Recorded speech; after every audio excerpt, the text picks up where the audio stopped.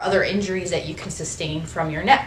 The other thing would be like a motor vehicle accident. If you're rear-ended by someone behind you, a lot of times what can happen is something that everybody knows about, which is whiplash. Whiplash involves the forward and reversing of the head, going forward and backward kind of rapidly, maybe not a million times in a row, but pretty rapidly enough that can cause pain. So when that happens and the head is jerked back and forth, those muscles in the front and the back of the neck and also around the neck can be strained, and that can cause a lot of headaches. Those headaches aren't the ones that come and go quite infrequently. They're headaches that can actually come more so on a daily basis. So overall, what are some symptoms that you should be aware of? Decreased mobility of the neck. So all of a sudden you can't turn your head to look when you're driving, you can't bend down to kind of look below you, or you can't look up to the ceiling, those kinds of things. The other thing you should be wary of are headaches. You can get headaches by a motor vehicle accident, but you can also just get general headaches when certain muscles are getting too tight. So when these muscles, especially in the back of the neck, get super tight, they're really small, but as they get tighter and tighter, they actually can radiate pain up the back of your neck and to the side. Pain with holding your head in a prolonged position.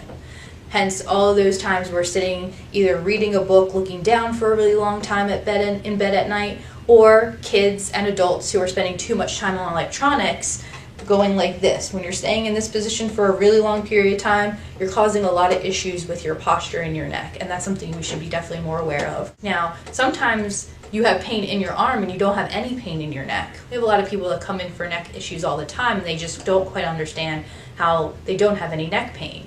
Now, the reason they don't have any neck pain is because it's a nerve impingement issue.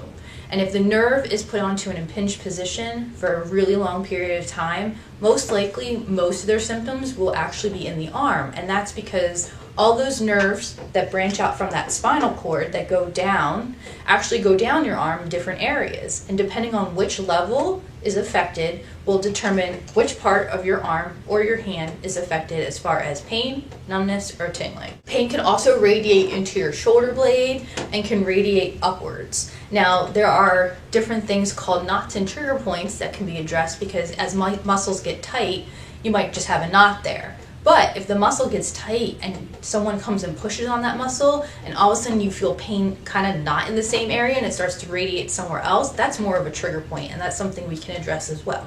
So what would happen if this wasn't handled? Pain will then begin to limit your ability to do normal things like getting dressed, bathing, doing things in the kitchen, cleaning your house, driving, all those things. Permanent nerve damage can occur. Over a period of time, as more and more compression of those nerves occur, there will be a point in time where no matter what is done, that nerve has been compressed so long that the damage is done and we cannot reverse any of those symptoms.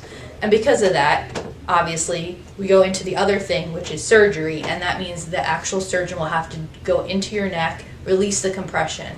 And even at points of time when someone goes into your neck and does surgery, that doesn't always result in 100% recovery. So what can physical therapy do to help you with this? What we can do is increase your range of motion.